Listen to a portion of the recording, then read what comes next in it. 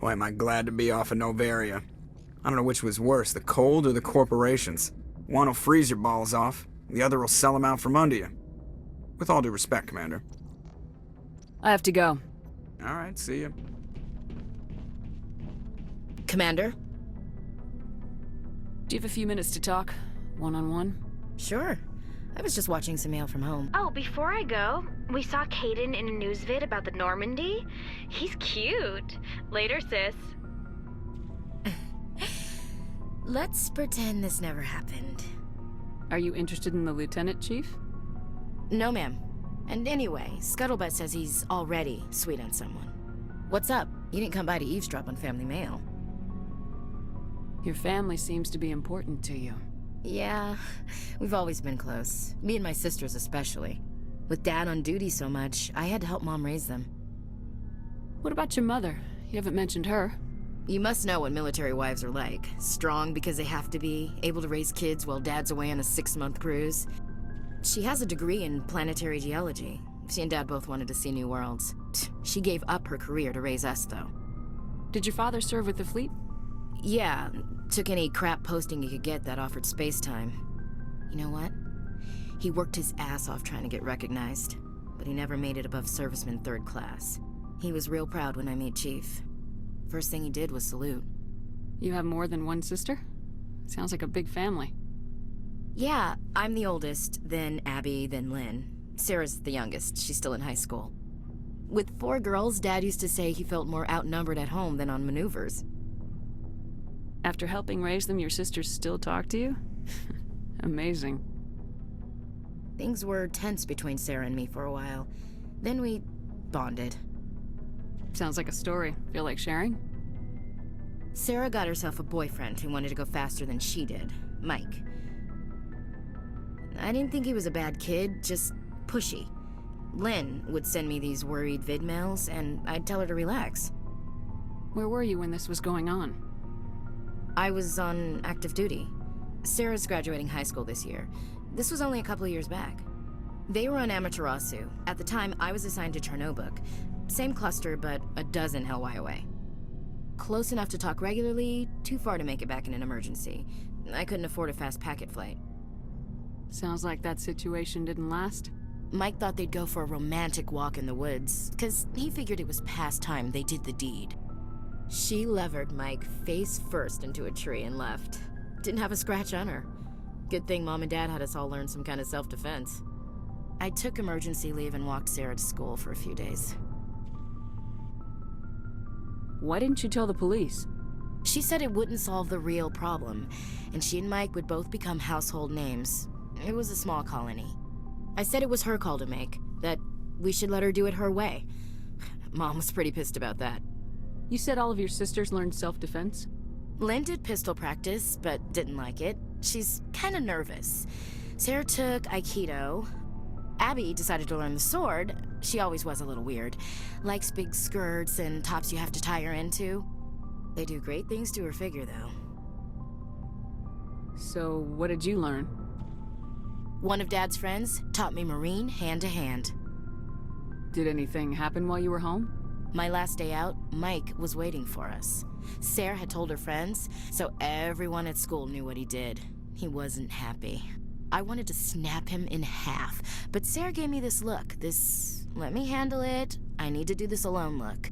She kept her cool, God bless her, as he screamed in her face. She just let him vent. Then he tried to punch her. I swear, she just flowed around him. Next thing I knew, he's face down on the sidewalk, and there's blood everywhere. That's unbelievable. Sarah must be as good as you. Better. I'm more or less a straight-up puncher. When he swung, she wasn't there anymore, and he fell. She helped him stop the bleeding and had me call an ambulance. She told the paramedics he fell. Before they took him to the hospital, Mike touched Sarah's arm. I thought he was gonna end up on the ground again. But he hung his head, whispered, "I'm sorry," and started crying. And she hugged him. The Williams women are a decisive bunch, Commander. We do things when we're ready. Not before, not after. Your sister's something else. But you didn't mention your father at all. Was he on deployment? Dad always wanted to serve in space, but he wanted us to have real ground under our feet. He'd say, space is beautiful, but you can't raise a family there. I cannot rest from travel. I will drink life to the lees. All times I have enjoyed greatly, have suffered greatly, both with those that loved me and alone.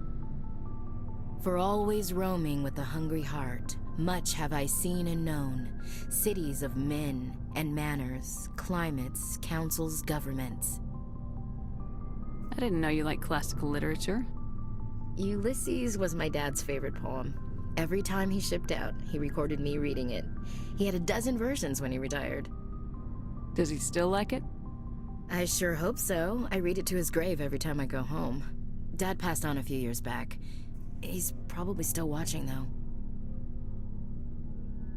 I thought you said he was dead. You know, from heaven, wherever that is. That's not a problem with you, is it? That I believe in God? Your beliefs are your business. I'm your commanding officer, not your moral compass. I appreciate that, Skipper. I should get back to my duties. Didn't mean to take up so much of your time. Dismissed, Chief. Ma'am? Commander, good to see you. You've been with C-Sec a while. Have you seen much action? Well, not as much as you, but yeah, I've seen some interesting things. I bet you have. Anything in particular that stands out? I remember this Solarian geneticist I was sent to investigate. That case was a bit disturbing. What happened? Why were you investigating him? I was tasked with tracking black market trade on the Citadel. Most of it harmless, nothing I needed to pursue. But during the course of my investigation, I noticed an increase in the trade of body parts, organs mostly. We usually get a few of those, but not the numbers I was seeing. We weren't sure if there was a new black market lab or if some freak was harvesting organs from citizens. You've seen this before on the Citadel? Every so often, some lab sells unwanted parts through the black market, but they're not as bad as the psychos. I remember this one Elcor diplomat we caught in my first year on the job. He was hacking people up and selling their organs, had the station in a bit of a panic. But this case wasn't that clear-cut. Turns out there was more going on than we first realized. So how did you figure out what was happening? First, we got a hold of a sample and ran DNA tests. The weird thing was, the match led us to a Turian who was still alive and was very convinced he'd never lost his liver. After a bit of digging, I discovered this Turian worked briefly for Dr. Salion, the geneticist. So I went to his lab hoping to find evidence of cloned organ development, but there was nothing. No Solarian hearts, no Turian livers, not one Krogan testicle. You're kidding, right? Why would anyone want Krogan testicles? Some Krogan believe that testicle transplants can increase their virility, counteract the effects of the genophage. It doesn't work, but that doesn't stop them from buying. They'll pay up to 10,000 credits each. That's 40,000 for a full set. Somebody's making a killing out there. What'd you do about the geneticist? I brought in some of his employees for interrogation, to see if I could get them to talk. While I was interviewing one of them, I came across something suspicious. Good thinking. Lackeys are always easier to scare. Exactly. Though in this case it paid off in a different way. One of my detainees started bleeding profusely during the interview. We offered to patch him up and he got frantic, freaked out. I ordered a full exam to find out what was going on. Our medics found incisions all over his body, some of them fresh. That was our big break. These people weren't just Dr. Salion's employees. They were test tubes. Walking, living test tubes. He was growing parts inside these people? Exactly. He cloned their organs right inside their own bodies. Then he harvested them and sold them off. Most of the victims were poor. He'd pay them each a small percentage of the sales, but only if the organs were good. Sometimes an organ wouldn't grow properly, so he'd just leave it in them. Most of them were a mess, but only on the inside, hidden so nobody could see it. I hope he got what he deserved. That's the worst part. We never caught him. Why not? What the hell happened? He ran. blew his lab, grabbed some of his employees, and headed for the nearest space dock. By the time I found out, his ship was already leaving. He threatened to kill his hostages if we tried to stop him. But you went after him anyway, right? I ordered Citadel Defense to shoot him down, but CSEC headquarters countermanded my order. They were worried about the hostages, worried about civilian casualties if the ship was destroyed so close to the Citadel. I told them those hostages were dead anyway.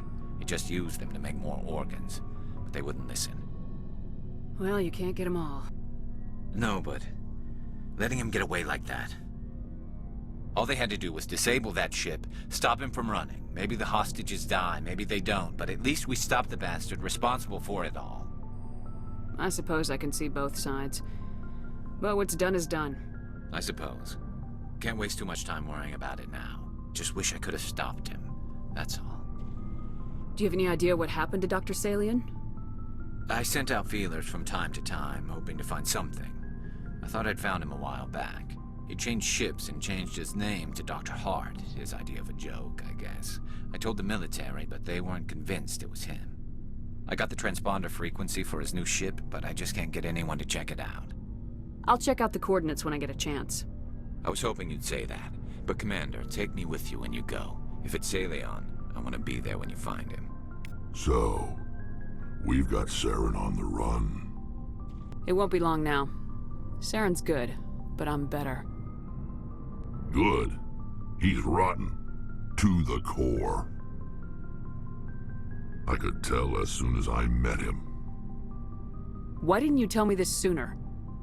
I would've if I thought it was important.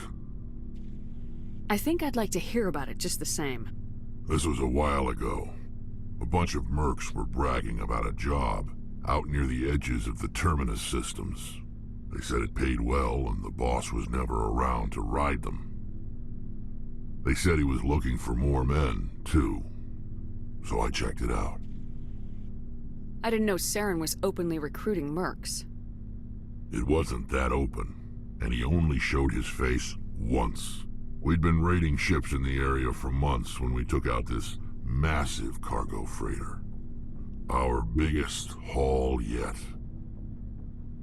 I was on board checking bodies for valuables, looking for some extra credits. That's when I saw him. What did Saren want with the ship? I don't know what he wanted. He was just moving through the ship, watching. Couple of the mercs called him by name, but he never spoke to them.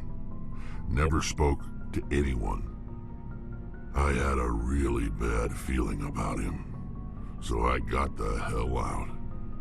Didn't even wait to get paid. What kind of cargo was the freighter carrying? What was Saren after? I don't know. All I saw on that ship was food and medical supplies.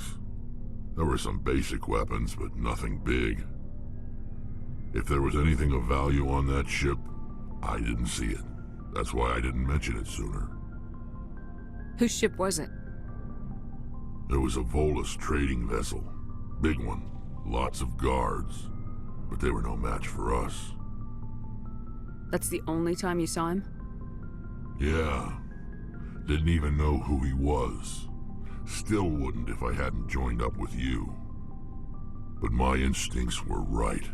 Every other merc on that mission turned up dead within a week. Every damn one. So long, Rex. Shepard. Shepard, I'm glad you're here. Good to see you smiling again, so to speak. I'm sleeping much better now. I guess I'm getting used to how quiet your ship is. I still think a lot about my pilgrimage, though. I know Saren's our top priority, but with all the worlds we go to, I was hoping to find something to bring back to the flotilla. We've still got a long way to go. You'll find something to take back. Yes, but it cannot just be some derelict ship my people can use for salvage.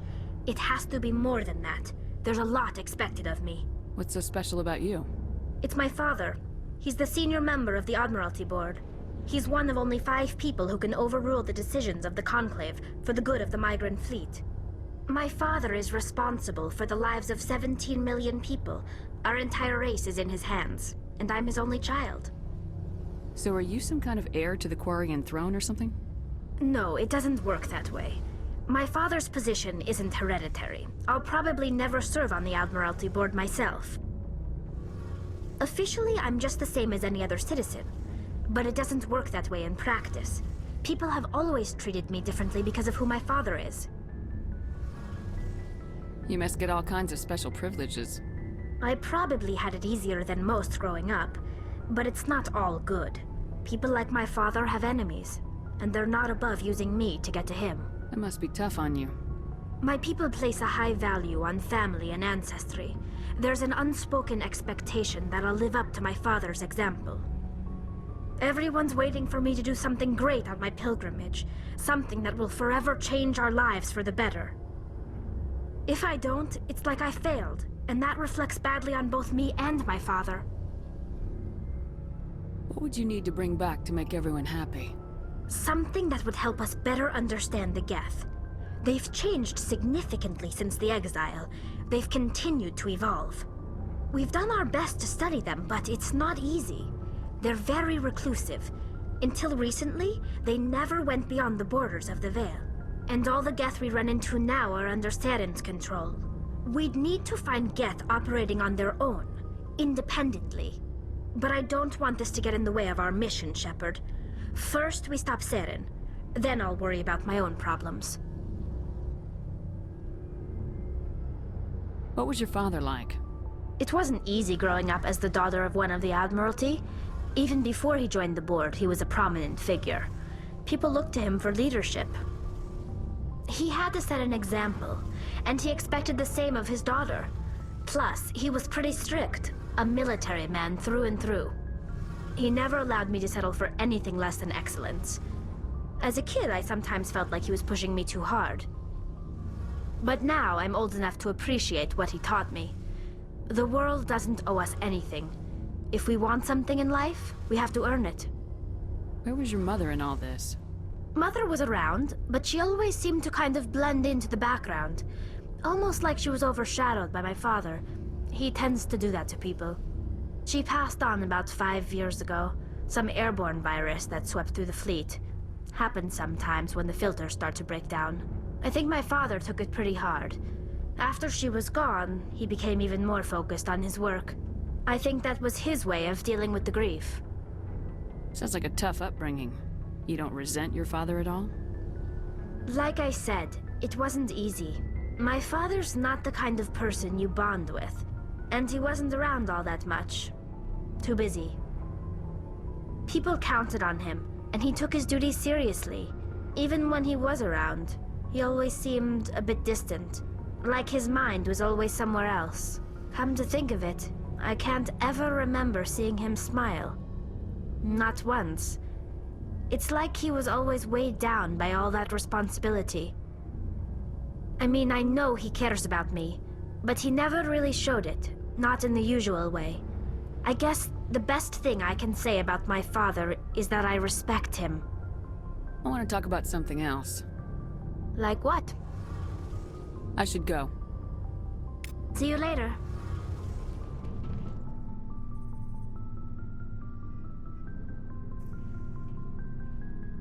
Do you have some time to talk now, Commander? Let's hear it, Lieutenant. I'm always open to my officers. We've played it pretty close to the book so far, but we're a long way from backup. We've got some tough calls to make. I'm just saying, try to leave yourself a way out.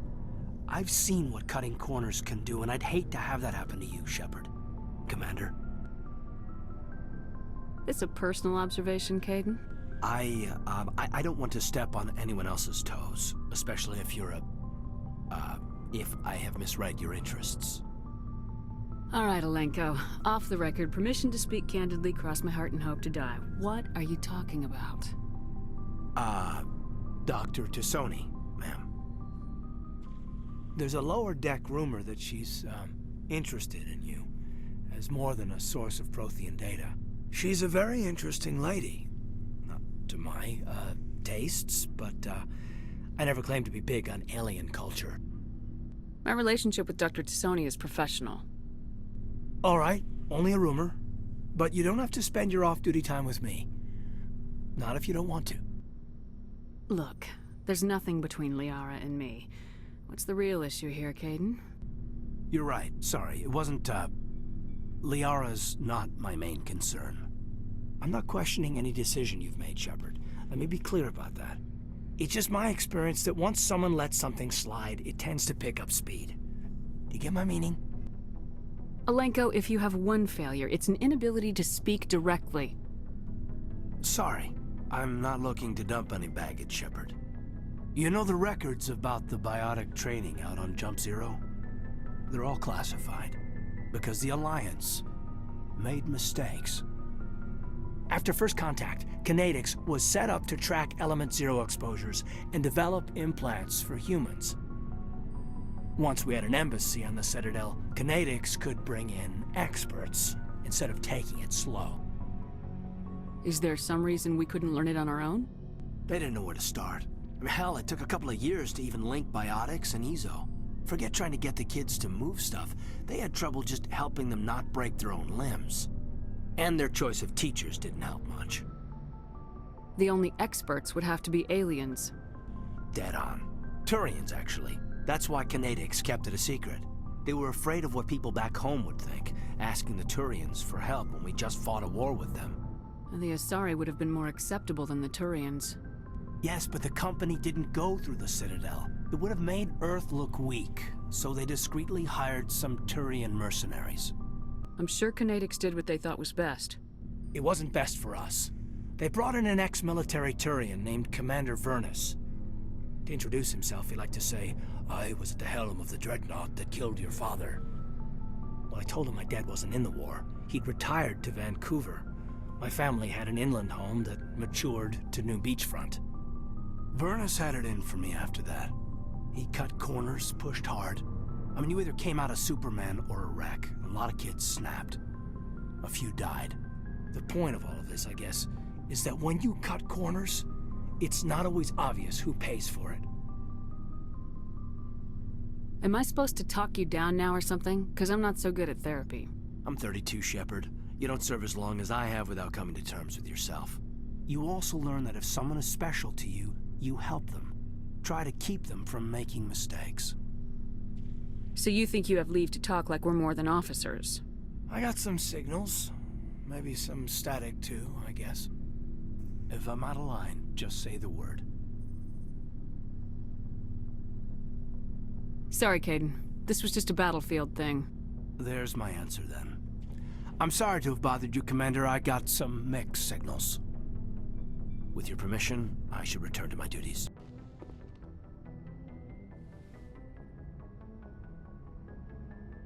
If you are here to talk about Benezia's death, you need not bother. She brought it upon herself. Don't pretend it doesn't bother you. She was your mother. She was. But she was not. I prefer to remember Benezia as she used to be, before she was corrupted by Sovereign's power. I blame Saren, and if I were you, I'd want revenge. We have enough reason to stop Saren. I do not need to add revenge to the list. Benezia chose her path, just as I have chosen mine. I am with you until the end, Shepard.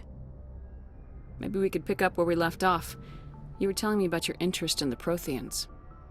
Actually, I think I was talking about my interest in you, and making a fool of myself in the process. As I said, I am not used to dealing with people, especially humans. I did not really know much about your species when we first met, Shepard. I found it hard to take humanity seriously. Your kind always seemed so rushed and high-strung. We don't have the luxury of time.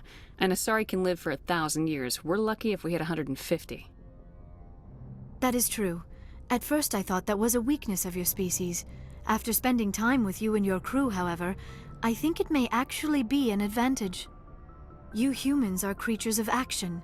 You pursue your goals with an almost indomitable determination. It is an admirable trait, but also an intimidating one. You can't argue with results. No, but there are consequences. Unfortunately, the rest of the galaxy sees humanity as a bully. You run over anyone who gets in your way. It is up to people like you to change their minds, Shepard. Why me? There is a reason the Council chose you to become a Spectre. They saw something special in you. The best of what humanity has to offer. I looked into your history. I know what you did during the Blitz. It was a remarkable display of courage and heroism. You didn't need to go behind my back. I would have told you whatever you wanted to know. I apologize, Commander. After our last conversation, I was afraid I would say something stupid again. I wanted to know more about you, to understand what made you into the woman you are. There is something compelling about you, Shepard. You're interested in me because of my visions. You just want to know more about the Protheans. I admit, your connection to the Protheans had something to do with my initial interest, but it has grown beyond that. You intrigue me, Shepard, but I was not sure if it was appropriate to act on my feelings. I thought there might already be a relationship between you and Lieutenant Alenko. The Lieutenant and I are just friends. Nothing more. My mistake, then. I am not as adept at understanding human relationships as I thought. But what about us, Shepard? Is there a mutual attraction, or was I wrong about that too? I'm not interested in you in that way, Liara. This is very embarrassing for me, Commander. Please, let's talk about something else. I should go. Goodbye, Commander.